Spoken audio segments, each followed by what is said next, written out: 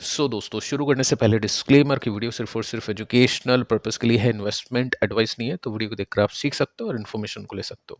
बाकी इससे पहले एक वीडियो मैं आपको दे चुका हूं जिसमें हमने आज की मार्केट की सिचुएशन को डिस्कस किया है कि निफ्टी की क्या सिचुएशन है, ऑल टाइम हाई जाने पर रेडी है या फिर नहीं, क्वार्टर टू के रिएक्शंस है, कुछ कंपनी के टेक्निकल इंडिकेशंस है, ईटीएफ के ऊपर भी हम यहाँ पे बातचीत की है।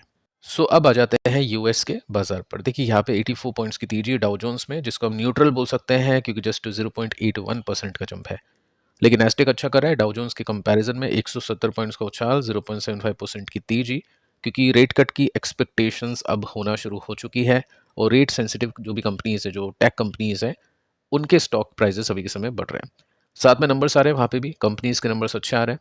और यहाँ पे आप देखोगे तो एक एआई चिप कंपनी है जिसका स्टॉक अभी काफ़ी ऊपर जा चुका है क्योंकि प्रॉफिट ऑल टाइम हाई पर पहुंच चुका है। एआई कंपनीज के ऊपर फोकस है, चाहे वो चिप कंपनीज हो या फिर वो डेटा ड्रिवन कंपनीज हो, उनके स्टॉक्स अभी अच्छा कर रहे हैं। एफआईस की सिचुएशन देखते हैं आज के दिन क्या कुछ किया है। तो 1000 करोड़ के आसपास की बाइंग आज के दिन एफआईस ने की है, विच इज़ गुड। 14 तारीख को एक बड़ी बिक वाली थी, उसके बाद में 15 को स्मॉल बाइंग और 16 को ठीक ठाक सी बाइंग एफआईस ने की है। यहाँ पे अब लाल कम है, ग्रीन ज़्यादा है। तो कैश मार्केट के अंदर एफआईस की बाइंग शुरू हो चुकी है। फॉर लॉन्ग टर्म हम इसको देख सकते हैं क्योंकि शॉर्ट टर्म के बेसिस पे तो एफएनओ में एफआईस ने शॉर्ट पोजीशन बना रखी है। इसका मतलब ये है कि शॉर्ट टर्म में एफआईस को लगता है कि निफ्टी नीचे जा सकता है, लेकिन लॉन्गर टर्म में जो वैल्यूएशन अभी के समय निफ्टी को मिल रही है, जो नंबर्स हम देख पा रहे हैं, उसके हिसाब से एफआईस ने बाइंग करना अच्छा समझा। साथ में कुछ और रीजंस यहाँ पे हमने फर्स्ट वीडियो में देखे हैं जिसमें रुपीज़ थोड़ा सा स्ट्रांग हुआ है, तो वो भी कुछ रीजंस बन सकते हैं। तो ठीक है, एफआईस ने कैश मार्केट के अंदर बाइंग की है। फाइनली थोड़ा सा निफ्टी सपोर्ट ले रहा है कैश मार्केट के अंदर बाइंग की वजह से। अब दोस्तों आ जाते हैं नंबर्स पर। आज के दिन काफ़ी सारी कंपनीज है जिनके क्वार्टर टू के रिजल्ट अनाउंस हो चुके हैं। फर्स्ट हम डिस्कस करते हैं जोमेटो को। और यहाँ पे आप देखोगे ना तो रेवेन्यू 8,665 करोड़ का है एक्सपेक्टेड। मार्जिन्स ओनली 2% के, यानी 2.70% के हैं, 3% के आसपास के। प्रॉफिट एक्सपेक्टेड है 100 करोड़ का, यानी 107 करोड़ का। 8,000 करोड़ की सेल्स की है और 100 करोड़ का प्रॉफिट जस्ट इनको निकालना है, ज़्यादा कुछ नहीं करना है। यहाँ पे आप देखोगे ना तो स्टॉक जैसे ही रिजल्ट आए, ओपन मार्केट के अंदर इसके रिजल्ट हैं, एकदम से स्पाइक हुआ, उसके बाद में स्टॉक नीचे। तो 4% के साथ में एकदम से क्रैश होकर स्टॉक बंद हुआ। 1000 का पी रेशियो इसमें है और इसमें रिजल्ट आप देख सकते हैं यहाँ पे कुछ ऐसे हैं कि 13,590 करोड़ की सेल्स है। 8,000 करोड़ के आसपास की नहीं है, 13,000 करोड़ के आसपास की है। तो सेल्स कंपनी की बढ़ चुकी है 183% के साथ में। लेकिन जो कंपनी का नेट प्रॉफिट है ना, वो 63% के साथ में गिर चुका है वाई एंड वाई बेसिस में। देखो मार्केट की एक्सपेक्टेशन भी थी प्रॉफिट गिरेगा क्योंकि 107 करोड़ का प्रॉफिट एक्सपेक्टेड था, 176 से तो कम है, लेकिन उससे भी कम कंपनी ने प्रॉफिट दिखा दिया है, विच इज 65 करोड़। तो ये एक रीजन है कंपनी के स्टॉक के फिसल जाने के पीछे का। मार्केट ने सेल्स देखी, स्टॉक स्पाइक, लेकिन जैसे प्रॉफिट देखा वैसे ही मार्केट ने इसको पनिश किया। आगे चलते हैं, यहाँ पे दिक्कत क्या है। प्रॉफिट के मार्जिन कम हुए हैं, 2% के आसपास के प्रॉफिट के मार्जिन है। ये राउंड फिगर में यहाँ पे दिखाते हैं, 2.70% की एक्सपेक्टेशन थी, तो उससे थोड़े से कम मार्जिन यहाँ पे देखने को मिले हैं।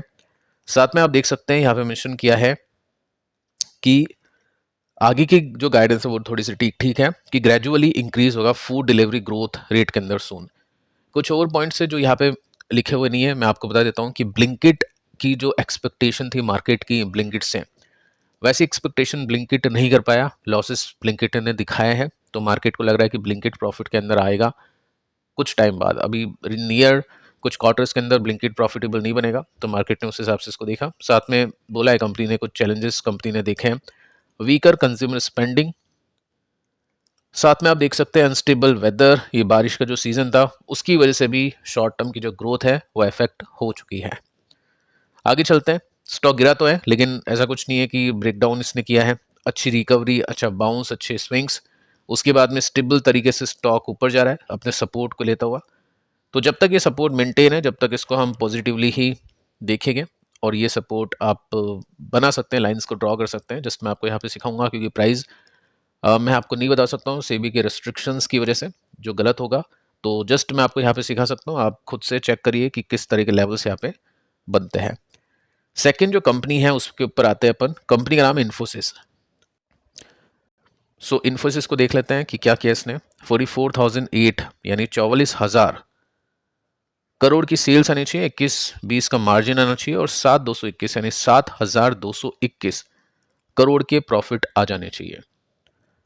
सो यहाँ पे आप देखोगे तो इन्फोसिस के नंबर्स आपको देखने को मिल जाएंगे, जो कि 44,008 करोड़ से तो ऊपर है, 44,490 है, यानी सेल्स में एक्सपेक्टेशंस हो चुकी है बीट। प्रॉफिट्स की बात करें ना तो प्रॉफिट भी अच्छे हैं, 7,375 करोड़ के प्रॉफिट है, 7,375। और एक्सपेक्टेशंस कितनी थी? एक्सपेक्टेशन थी 7,221 करोड़ के प्रॉफिट की। तो एक्सपेक्टेशंस तो यहाँ पे हो चुकी है, प्रॉफिट में भी बीट। लेकिन दोस्तों प्रॉब्लम कहाँ पे आई है? प्रॉब्लम आ चुकी है इनकी गाइडेंस के अंदर। गाइडेंस अच्छी नहीं थी। गाइडेंस कुछ ऐसी है कि रेवेन्यू की गाइडेंस नैरो हो चुकी है, यानी कम हो चुकी है 2 से लेकर 3% की। सो दोनों चीजें अच्छी है, प्रॉफिट एक्सपेक्टेशंस के अंदर बीट कर चुके हैं, सेल्स भी अच्छी खासी डिक्लेयर हो चुकी है, लेकिन जो गाइडेंस ना वो खराब आ गई। यहाँ पे डिविडेंड भी कंपनी ने अनाउंस कर दिया 23 रुपीज पर शेयर का। साथ में आप देख सकते हैं कुछ और भी चीजें मेंशन कर रखी है। कंपनी के सीईओ ने रिपोर्ट किया है कि डिमांड सिचुएशन अभी अनक्लियर है। तो ये जो कमेंट्री आती है ना इस तरह की मैनेजमेंट को भी नहीं पता है कि क्या होगा, तो मार्केट नेगेटिवली लेता है उसको कि हो सकता है कुछ खराब हो। साथ में मेंशन कर रखा है कि स्ट्रॉन्ग डिमांड है लार्ज डील के अंदर, लेकिन क्लाइंट अभी के समय कॉन्सेंट्रेट कर रहे हैं रिड्यूस करने के लिए लागत को। तो ऑब्वियस है मार्जिन के ऊपर डेंट पड़ेगा। साथ में रेवेन्यू की गाइडेंस वैसे कम कर दी तो प्रॉब्लम हो सकती है अगले कुछ क्वार्टर्स में, ऐसा मार्केट मान रहा है, क्योंकि ऐसा ही मैनेजमेंट का कहना है। सो ये कारण है इन्फोसिस के स्टॉक का क्रैश होना अभी के समय, जो कि एनवाईसी में यानी एडीआर के रूप में लिस्टेड है। सो ये लाइव प्राइसेस है, 4% के साथ में ये क्रैश है। जबकि वहाँ की जो कंपनीज है, नेस्टेक है, जो टेक कंपनीज है, वो अच्छा करी है, लेकिन स्टिल इन्फोसिस का जो एडीआर है वो अभी 4% के साथ में नीचे है। सो प्रॉफिट अच्छे, सेल्स अच्छी, बट गाइडेंस खराब है। तो देखते हैं कल किस तरह का रिएक्शन यहाँ पे आते हैं, 4% के साथ में गिरेगा या फिर कम गिरेगा, चेक करते हैं कल के दिन। इसके बाद में देखिए दोस्तों नेक्स्ट कंपनी पे आते हैं, जो कि है LTI माइंडट्री। आईटी कंपनी है, 10,264 करोड़ की सेल्स आनी चाहिए, 1490 के मार्जिन होने चाहिए, 1282 करोड़ का प्रॉफिट आना चाहिए। सो अब दोस्तों एक्चुअल रिजल्ट आपके सामने है, 10,265 करोड़ की सेल्स आनी चाहिए, लेकिन 10,394 करोड़ की सेल्स है, यानी एक्सपेक्टेशंस हो चुकी है बीट। प्रॉफिट को देख लेते हैं, 1282 करोड़ के प्रॉफिट आने चाहिए और 1381 करोड़ के प्रॉफिट है, यानी प्रॉफिट्स भी इसने कर दिए हैं बीट एक्सपेक्टेशन से। तो रिजल्ट अच्छे हैं, कोई दिक्कत इसमें देखने को नहीं मिल रही है। रिजल्ट कब आया है उसको भी चेक कर लेते हैं। तो शाम को 5 बजे के आसपास का रिजल्ट है। डिविडेंड है 22 रुपये पर शेयर का, ये भी अच्छी बात है, 22 रुपये पर शेयर का डिविडेंड भी इसमें मिल चुका है। साथ में नंबर्स भी अच्छे हैं, सेल्स एंड प्रॉफिट दोनों के हिसाब से। सो देखते हैं कैसा रिएक्शन देखने को मिलेगा। बाकी TCS और इन्फोसिस, विप्रो ऐसी कंपनी से तो इसने अच्छा परफॉर्म किया है, कम से कम अपने बॉटम से अभी ऊपर है, 30% समथिंग ऊपर है, 30%। और यहाँ से अगर ये अपने रेसिस्टेंस को लेता है, इस स्विंग को कंप्लीट कर लेता है अच्छे रिजल्ट की वजह से, तो यहाँ पे और 20% का गैप बाकी दिख जाता है। स्टॉक अभी अपने रेसिस्टेंस पे है। सो अगर ये कल ब्रेकआउट करता है तो फिर हाई चांसेस है कि अपने रेसिस्टेंस को लेने की कोशिश करेगा। इसके बाद में नेस्ले इंडिया के रिजल्ट को देखते हैं और नेस्ले इंडिया ने कैसा किया उसको चेक करते हैं। देखो यहाँ पे प्रॉफिट का आंकड़ा नहीं है, 5,376 करोड़ की सेल्स की बात यहाँ पे की गई है। सो रिजल्ट आपके सामने है, 5,644 करोड़ की सेल्स है, 376 नहीं है, 600 समथिंग कुछ है। तो एक्सपेक्टेशंस बीट। प्रॉफिट 753 करोड़ का है, तो वो एक्सपेक्टेशन में नहीं था। तो हम क्या कर सकते हैं, हम यहाँ पे देख लेते हैं। ये नेट प्रॉफिट आप देखो 7.5 बिलियन रुपीस के हैं, एस्टिमेट थी 7.10 बिलियन, यानी 750 करोड़ के प्रॉफिट है। अल्टीमेटली 710 करोड़ की एक्सपेक्टेशन थी, 750 करोड़ के प्रॉफिट्स दिए और सेल्स में भी एक्सपेक्टेशंस बीट की है। वॉल्यूम ग्रोथ अच्छा है, उसकी वजह से डबल डिजिट सेल्स कंपनी ने निकाल दी। मतलब ऐसी जो भी कंपनी होती है डबल डिजिट निकाल देती है तो बहुत बड़ी बात मानी जाती है, क्योंकि ये स्लो मूविंग कंपनीज होती हैं। और 82 का पी है, तो वो भी आप ऊपर देख लो।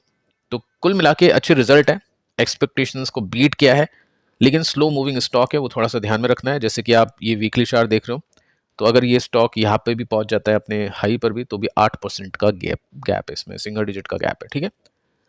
नेक्स्ट जो कंपनी है इसका नाम है विप्रो, इसको भी देख लेते हैं। सो विप्रो सेकंड लास्ट आपको यहाँ पे देखने को मिलेगा, 22,680 करोड़ की सेल्स होनी चाहिए और 3,278 करोड़ का प्रॉफिट होना चाहिए। सो एक्चुअल नंबर्स आपके सामने है, 22,680 करोड़ की सेल्स है क्या? हाँ, 22,697 है, यानी अच्छी बात है। 3,278 करोड़ का प्रॉफिट है क्या? 3,262 करोड़ का प्रॉफिट है। तो प्रॉफिट के फ्रंट पे अच्छा नहीं किया, सेल्स में अच्छा कर दिया। तो मिक्स नंबर्स हम इसके बोलेंगे, अच्छे भी नहीं है, खराब भी नहीं है। अब इसमें देख लेते हैं कि इसकी कमेंट्री कैसी है। गाइडेंस इसने तो कम नहीं किया है इन्फोसिस की तरह स्टिल, लेकिन यहाँ पे इसने अनसर्टेनिटीज बताई है कि टैरिफ की वजह से काफ़ी ज़्यादा जो क्लाइंट है ना वो अपनी सप्लाई चेन को वापस से रीथिंक कर रहे हैं कि किस कंपनी को कितना काम देना है या नहीं देना है, ये सब चीज़ें वो सोच रहे हैं। तो हो सकता है कुछ काम कम हो जाए, क्योंकि ज़्यादा तो होने की एक्सपेक्टेशन है ही नहीं, जो भी होगा नेगेटिव होगा। सो वो सब चीज़ें यहाँ पे आपको देखने को मिली है। अब देखते हैं इसका एडीआर क्या कर रहा है। इसका एडीआर अभी इन्फोसिस के कंपैरिजन में कम नीचे है 1.28, क्योंकि यहाँ पे सीधे सीधे गाइडेंस को कट नहीं करा जो कि इन्फोसिस ने कर दिया। सो 1.28% नीचे हैं। देखते हैं कल किस तरह की परफॉर्मेंस यहाँ पे देखने को मिलेगी। स्टॉक कहीं ना कहीं अपने सपोर्ट पे है। अगर ये ब्रेक डाउन करता है तो दिक्कत है, और नहीं करता है तो ठीक है, लेकिन still company slow growth company है। अगर मैं इसके रिजल्ट को परसेंटेज बेसिस में देखो तो समझ जाओ। देखो यहाँ पे 1% की ग्रोथ है, 1% की। LTI की कितनी परसेंट की ग्रोथ है वो आपने देख लिया, इन्फोसिस में आपने देख लिया, बाकी कंपनीज जैसे सिल्टेक, ये सब चीज़ें आप देख लेते हो। तो सबसे स्लोएस्ट ग्रोइंग कंपनी में विप्रो को कहूँगा ग्रोथ के हिसाब से। बाकी ठीक है, देखते हैं किस तरह की चीज़ें यहाँ पे प्ले करती है। जियो फाइनेंशियल्स के भी रिजल्ट अनाउंस हो चुके हैं। इसमें एक्सपेक्टेशन का डेटा नहीं है तो उसको चेक कर लेते हैं। Q2 रिजल्ट पैट मार्जिनली ऊपर गया है वाइनवा बेसिस में, यानी अनचेंज है। रेवेन्यू 41% के साथ में बढ़ चुका है। अब कुछ आर्टिकल्स आप देख रहे होंगे कि प्रॉफिट बढ़ गया 50%, वो स्टैंड अलोन है। आपको कंसोलिडेट प्रॉफिट देखने चाहिए। सो 689 था, 695 है, कोई चेंजेस नहीं है। रेवेन्यू 41% के साथ में ऊपर है। बहुत ही कॉम्प्लेक्स है इसकी बैलेंस शीट या इसकी प्रॉफिट एंड लॉस के स्टेटमेंट देखना, क्योंकि कंपनी का अभी जो काम है प्रॉपर तरीके से शुरू नहीं हुआ। एसेट मैनेजमेंट का काम है, फिर इसको रिलायंस से डिविडेंड मिल जाता है, वो भी आ जाता है। तो सिंपल सा फंडा है, इसको देखते हैं रिजल्ट के रिएक्शन के रूप में। रिएक्शन कैसे आते हैं, अच्छे आते हैं बुरे आते हैं, तभी इसके एक्सपेक्टेशन का डेटा भी नहीं आता है। सो यहाँ पे ब्रेकआउट इसने दिया है, स्टॉक वापस से नीचे जा रहा है। देखते हैं यहाँ पे इसको कवर करके रिवर्सल दे पाता है या फिर नहीं। बाकी स्टॉक फिलहाल के लिए तो डाउन ट्रेंड में ही देखने को मिल रहा है। सो फिलहाल दोस्तों इस वीडियो में इतना ही। पिछले वीडियो को आप देख लेना। मिलते हैं कल, तब तक के लिए शुभ रात्रि।